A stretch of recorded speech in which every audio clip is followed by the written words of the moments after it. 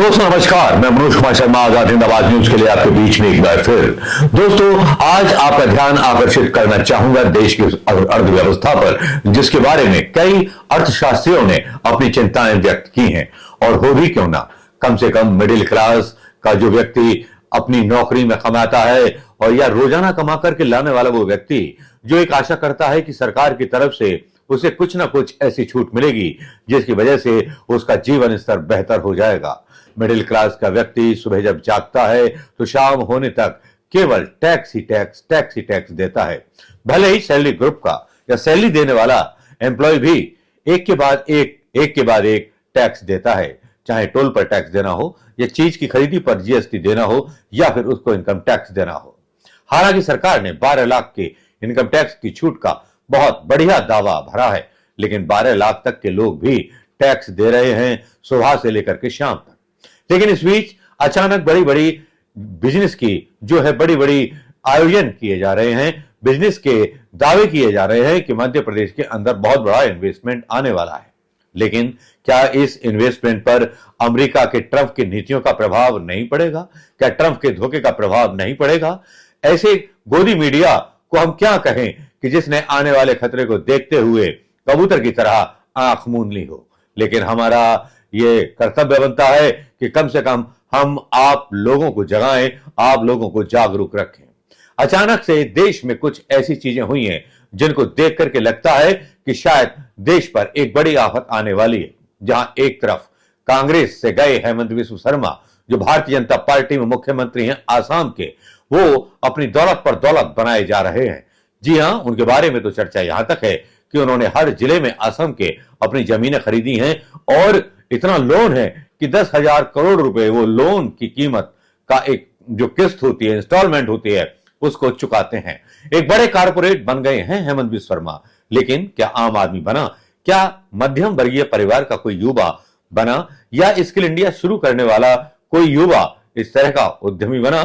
जी हां, बहुत शॉर्टकट रास्ते में राजनेता भी यही, उद्योगपति भी यही, और अदानी से जो कह दें होगा वही। अंबानी को बोल दें सुबह उठते ही कि ये होना है तो सुबह तक अदानी जो है अपने टेलीफोन की दरें या टेलीफोन कॉलों की दरें बढ़ा देगा, या नेट का पैक जो आपको मिलता है वो भी महंगा हो जाएगा। लेकिन दोस्तों, इसी बीच उन खबरों की तरफ ध्यान दिलाना चाहूंगा जिन खबरों पर शायद आपका सतही ध्यान गया होगा, या उसको आपने इस तरह से लिया होगा कि जैसे कि रोजाना की घटनाएं घटती रहती। आपने देखा होगा कि जब से ट्रंप ने शपथ ली है तब से भारत का बाजार धड़ाम धड़ाम गिर रहा है। जी हां, निवेशकों की चिंता है। भारतीय कंपनियों के शेयर गिर रहे हैं, जिनमें टाटा मोटर्स टेस्ला के आ जाने से अपने आप को खतरा महसूस कर रही है। मैं आपको यहां पर साफ करता चलूं कि टेस्ला के मालिक एलन मस्क से मुलाकात की थी प्रधानमंत्री मोदी ने अमेरिका में, और वहां पर उन्होंने 100% जो इंपोर्ट ड्यूटी लगती थी विदेशी कारों पर, अब 15% कर दी है, जिससे टाटा जैसी कंपनियों को सस्ती ईवी देना शायद मुश्किल हो जाए। जहां एक तरफ प्रतिस्पर्धा बढ़ी है, वहीं निवेशकों में एकदम हड़कंप मच गया है। जो आम मध्यम वर्गीय व्यक्ति छोटी छोटी बचत, या जिसके आप ऐड देखते होंगे टीवी पे, जिसमें महेंद्र सिंह धोनी और कई क्रिकेटर आते हैं, जिसमें यह बताया जाता है कि छोटे छोटे इन्वेस्टमेंट करना भविष्य की प्लानिंग के लिए अच्छा है। आपको सब्ज बाग दिखाए जाते रहे होंगे, लेकिन अचानक से ऐसी खबर आई है जिससे लग रहा है कि देश की अर्थव्यवस्था डामाडोल हो रही है। कहते हैं कि जब जहाज डूबने वाला होता है तब चूहे जहाज छोड़ करके भागने लगते हैं। कुछ इसी तरह की खबर है जो चिंता में डाल देने वाली है। एसआईपी बाजार में अचानक भूचाल आ गया है। गोली की रफ्तार से भाग रहे हैं निवेशक। एसआईपी में निवेश की पहली सीढ़ी मानने वाले निवेशकों को पैसा डूबने का डर सताने लगा है। ये खबर एबीपी न्यूज की है, ये किसी और की नहीं छापी हुई। ये गोदी मीडिया का वो स्तंभ है जो अक्सर प्रधानमंत्री मोदी जी की तारीफें करता रहता है, लेकिन ये भी थोड़ा सा सच कभी कभी कह देता है। म्यूचुअल फंड ने रिटर्न देने में थोड़ी कमी क्या कर दी कि निवेशकों में घबराहट का आलम पैदा हो गया है। यहां तक कि एसआईपी को निवेश की पहली सीढ़ी मानने वाले निवेशकों ने पैसा डूबने का डर पैदा हो गया है। इस कारण एसआईपी यानी सिस्टमेटिक इन्वेस्टमेंट प्लान के खाते धड़ाधड़ बंद हो रहे हैं। एसोसिएशन ऑफ म्यूचुअल फंड द्वारा फंड इन इंडिया यानी एनफी के डाटा के मुताबिक केवल जनवरी महीने में 61,33,000 लोगों ने अपनी एसआईपी खाते बंद करा दिए। वहीं केवल 56,19,000 लोगों ने अपने नए एसआईपी खाते खोले। इस तरह एसआईपी में निवेश करने वालों की संख्या की तुलना में एसआईपी में निवेश करने वालों की संख्या में लगातार बढ़ोतरी हो रही है। मगर इसी तरह से एसआईपी खाते बंद होने की तादाद लगातार बढ़ती रही तो भारत में पूरी म्यूचुअल फंड इंडस्ट्री जो है उसके विरुद्ध उसके लिए जो है बहुत बड़ा संकट खड़ा हो जाएगा। एसआईपी खाते बंद होने से लगातार बन रहे नए रिकॉर्ड। भारत में एसआईपी खाते बंद होने के लगातार नए रिकॉर्ड बन रहे हैं। जनवरी में 61,33,000 खाते बंद होने का रिकॉर्ड अब तक का सबसे हाई है। दिसंबर महीने में एसआईपी खाते बंद कराने के पिछले सारे रिकॉर्ड टूट गए थे। दिसंबर महीने में 45 लाख एसआईपी खाते टर्मिनेट किए गए, जो उस समय एक महीने में ऑल टाइम हाई थे। इससे पहले मई 2024 में 44 लाख जो थे एसआईपी खाते बंद हो गए थे।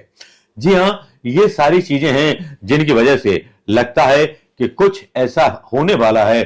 और खासतौर पर जब से ट्रंप ने अपनी नीतियां और ब्रिक्स पर बड़े बड़े टैक्स लगाने का ऐलान किया है, तब से भारत से निर्यातकों में और निर्यात करने वाले व्यापारियों में एक चिंता की जो लहर है वो दौड़ गई है। जब विदेश में सामान नहीं बेच पाएंगे, अमेरिका में सामान नहीं बेच पाएंगे और वहां हाई टैक्स लगाए जाएंगे, तो कैसे भारतीय वहां पर अपना सामान बेच पाएंगे। लेकिन इसके उलट ट्रंप ने अपनी नीतियां चीन के लिए ढीली रखी हैं। जी हां, जिस चीन के लिए उसी चीन के लिए जिस चीन के लिए विपक्ष पर प्रधानमंत्री मोदी आरोप लगाते रहते हैं कि चीन की साइड कांग्रेस क्यों लेती है, जबकि ऐसा कुछ नहीं है। झूठे भ्रामक खबरें फैलाना उनका काम है। जहां एक तरफ इन्हीं की पार्टी के कई नेता करप्शन के आरोपों में घिरे और मनी लॉन्ड्रिंग के आरोपों में घिरे नजर आते हैं, जिनके खिलाफ ईडी आईडी कार्रवाई नहीं करती, वहीं दूसरी तरफ मध्यम वर्गीय लोग जो छोटी मोटी बचत करते हैं एसआईपी से अपना पैसा निकाल रहे हैं। शायद ये वही चीज है, ये वही घोषणा है ट्रंप की हुई, जिसमें देश की एसआईपी में जिन्होंने अपना पैसा इन्वेस्ट किया हुआ है उन्हें नहीं लगता कि उनका पैसा वापस हो पाएगा।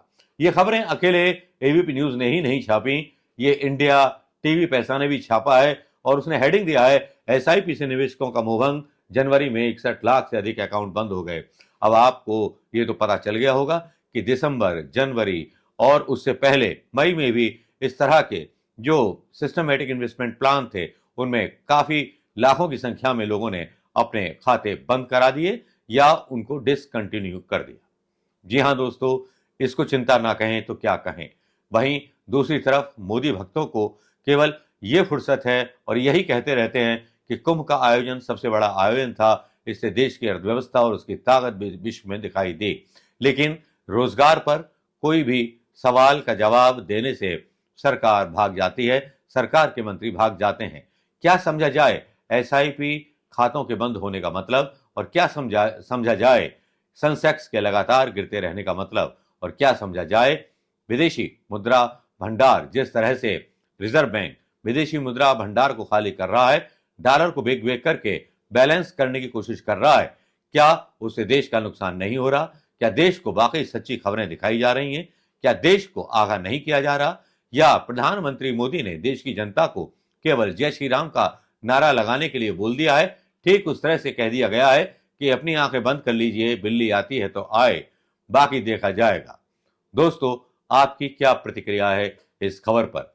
क्या वाकई में देश उस दौर की तरफ जा रहा है जिस दौर की कल्पना शायद हमने ना की हो, या श्रीलंका जैसे दौर में जा रहा है जहां पर 5,000 रुपए किलो कभी दूध मिलता था, या फिर जनता को गरीबी की खाई में धकेला जा रहा है, जहां एक तरफ प्रधानमंत्री मोदी दावा करते हैं कि हमारे देश की अर्थव्यवस्था काफी बड़ी है, लेकिन वहीं अगर गौर से देखें तो 80 करोड़ जनता जिसको राशन दिया जा रहा है उसकी औसत आय 8,000 से भी कम है।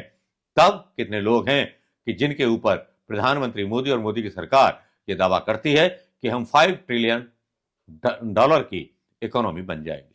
नमस्कार, जय हिंद दोस्तों।